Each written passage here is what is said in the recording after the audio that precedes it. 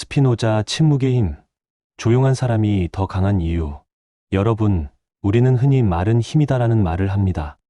소통의 시대, 표현의 시대라고 불리는 지금, 자신의 의견을 적극적으로 표현하는 것이 성공의 열쇠라고 여겨지죠.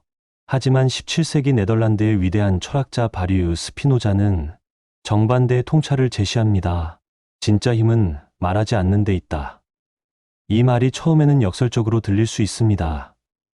어떻게 말하지 않는 것이 힘이 될 수 있을까요? 현대 사회에서 침묵은 때로 소극적이고 수동적인 태도로 여겨지기도 합니다. 하지만 스피노자가 말하는 침묵은 단순한 무언이 아닙니다. 그것은 의식적이고 전략적인 선택이며 내면의 자유를 확보하는 적극적인 행위입니다. 오늘 우리는 스피노자의 깊이 있는 철학을 통해 침묵이 가진 놀라운 힘을 탐구해 보겠습니다. 왜 침묵 속에서 더 큰 자유와 힘이 생겨나는지, 그리고 이것이 현대를 살아가는 우리에게 어떤 의미를 가지는지 함께 살펴보겠습니다. 스피노자는 신과 자연을 하나로 보았습니다. 그에게 신은 초월적 존재가 아니라 자연 자체였고, 모든 존재는 이 거대한 자연의 질서 속에서 필연적으로 연결되어 있습니다. 이는 신 즉 자연이라는 그의 유명한 명제로 표현됩니다. 모든 일은 원인과 결과의 필연적 연쇄 속에서 발생합니다.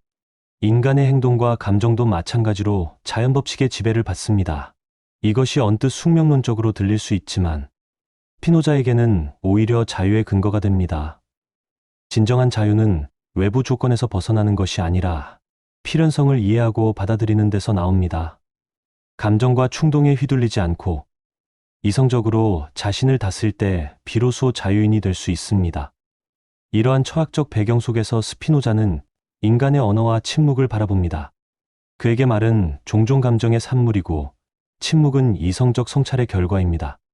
스피노자는 인간의 감정을 외부 원인에 의해 증대되거나 감소되고 도움받거나 저지되는 신체의 변용이라고 정의했습니다. 간단히 말해 감정은 외부 자극에 대한 우리의 수동적 반응입니다. 분노의 순간을 생각해 보세요. 누군가가 우리를 모욕했을 때 즉시 반박하고 싶은 충동이 침입니다. 이때 우리는 감정의 노예가 된 상태입니다. 말을 내뱉는 순간 우리는 상대방의 행동에 완전히 휘둘리게 됩니다. 하지만 침묵은 이 감정의 사슬을 끊어냅니다. 말을 멈추는 순간 우리는 반응과 행동 사이에 공간을 만들어냅니다. 이 공간에서 이성이 작동할 수 있습니다. 구체적인 예시를 들어보겠습니다. 직장에서 상사가 부당한 비판을 했다고 가정해 봅시다. 즉각 반박한다면 어떨까요? 감정적인 말들이 오가고 관계는 더욱 악화될 것입니다. 하지만 침묵으로 대응한다면 첫째, 상황을 객관적으로 파악할 시간을 얻습니다. 둘째, 상대방의 감정 상태를 관찰할 수 있습니다. 셋째, 가장 효과적인 대응 방법을 선택할 여유가 생깁니다. 이렇게 침묵은 단순한 참음이 아니라 적극적인 자기 통제의 표현입니다. 흥미롭게도 침묵은 때로 가장 강력한 커뮤니케이션 수단이 됩니다. 심리학적으로 볼 때 인간은 빈 공간을 채우려는 본능이 있습니다. 침묵은 바로 그런 공간을 만들어냅니다. 경험 많은 협상가들은 침묵의 힘을 잘 알고 있습니다. 상대방이 제안을 했을 때 즉시 반응하지 않고 침묵을 유지하면 어떤 일이 일어날까요? 상대방은 불편함을 느끼고 더 많은 정보를 제공하거나 더 나은 조건을 제시하게 됩니다. 연인 관계에서도 마찬가지입니다. 갈등 상황에서 감정적으로 대응하는 대신 침묵을 선택하면 상대방은 자신의 행동을 되돌아보게 됩니다. 이때 침묵은 비난이 아니라 성찰의 기회를 제공합니다. 스피노자가 말한 자기 보존의 관점에서 보면 과도한 말은 오히려 자신을 위험에 빠뜨립니다. 너무 많은 정보를 제공하면 약점이 드러나고 감정적인 말은 후에 우리를 공격하는 무기가 될 수 있습니다. 반면 침묵은 신비로움을 만들어냅니다.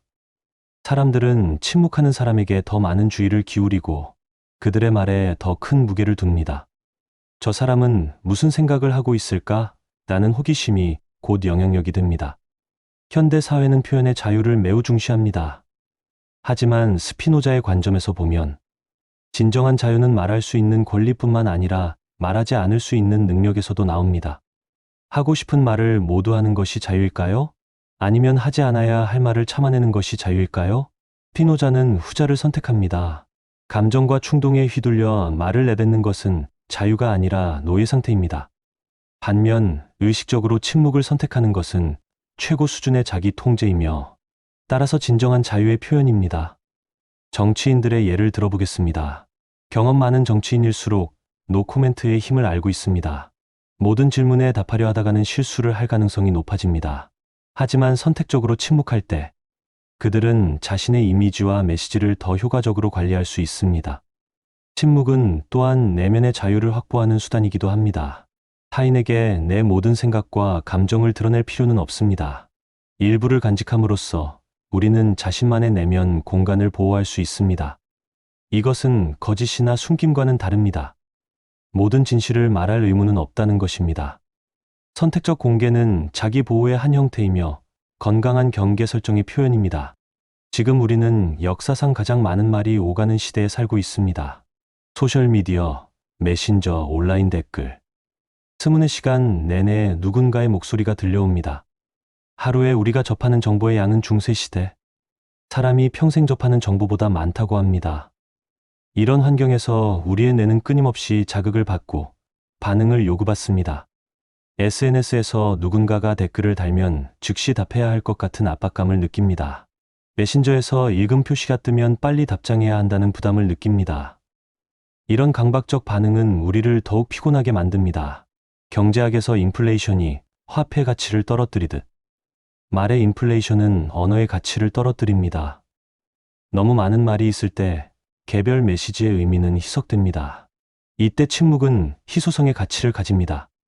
평소 말을 아끼는 사람이 입을 열면 사람들은 더 주의 깊게 듣습니다. 침묵하는 사람의 한마디는 수다쟁이의 10마디보다 큰 울림을 가집니다. 최근 디지털 디톡스가 주목받는 이유도 여기에 있습니다. 끊임없는 자극에서 벗어나 침묵과 고요함을 되찾으려는 시도입니다. 이는 단순한 트렌드가 아니라 정신건강을 위한 필수적 요소가 되고 있습니다. 스피노자의 관점에서 보면 현대인들은 외부 자극에 과도하게 반응하는 상태입니다. 침묵은 이런 반응의 연쇄를 끊고 자신의 중심을 되찾는 방법입니다. 스피노자는 인간이 이성을 통해 더 큰 이해와 기쁨에 도달할 수 있다고 믿었습니다. 그런데 이성적 사고가 작동하려면 조건이 필요합니다. 바로 침묵과 고요함입니다. 창의적인 아이디어는 대부분 조용한 순간에 떠오릅니다.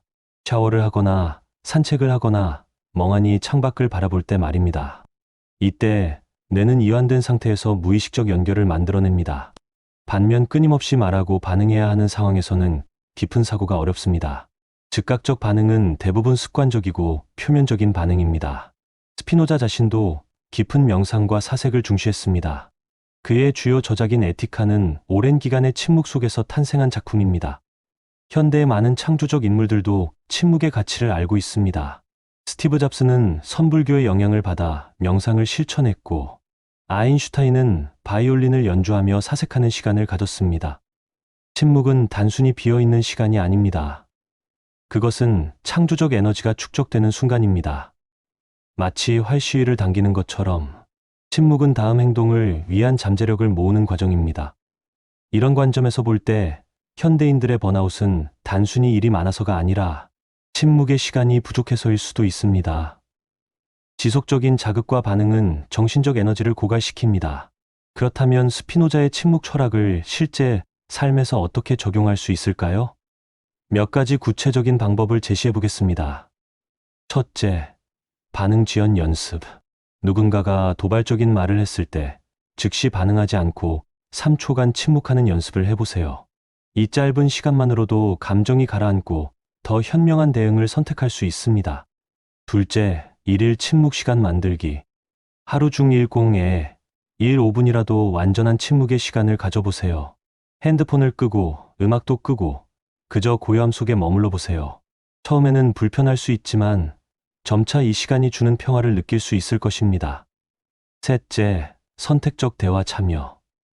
모든 대화에 의견을 표명할 필요는 없습니다. 때로는 듣기만 하는 것도 충분합니다.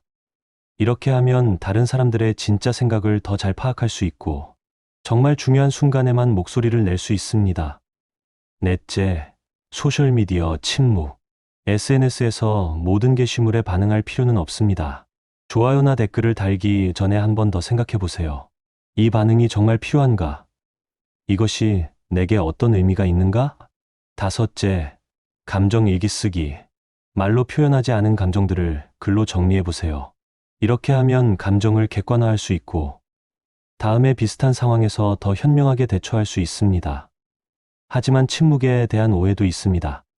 침묵이 항상 좋은 것만은 아니며, 잘못 사용하면 부정적 결과를 가져올 수도 있습니다. 첫째, 회피형 침묵은 문제를 해결하지 못합니다. 꼭 해야 할 말을 하지 않는 것은 책임 회피일 수 있습니다. 둘째, 수동공격적 침묵은 관계를 해칩니다.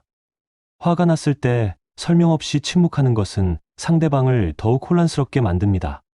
셋째, 고립을 위한 침묵은 건강하지 않습니다.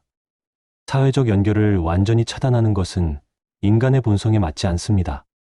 스피노자가 말하는 침묵은 의식적이고 목적적인 침묵입니다. 이는 다음과 같은 특징을 가집니다.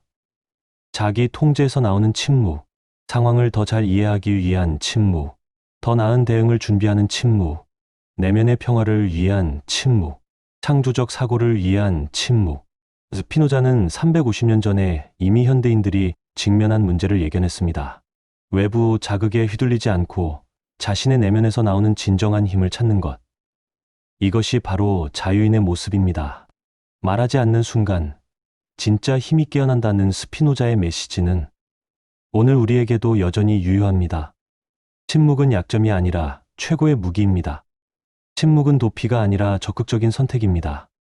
침묵은 끝이 아니라 새로운 시작을 위한 준비입니다. 오늘부터 여러분도 스피노자의 지혜를 실천해 보시기 바랍니다.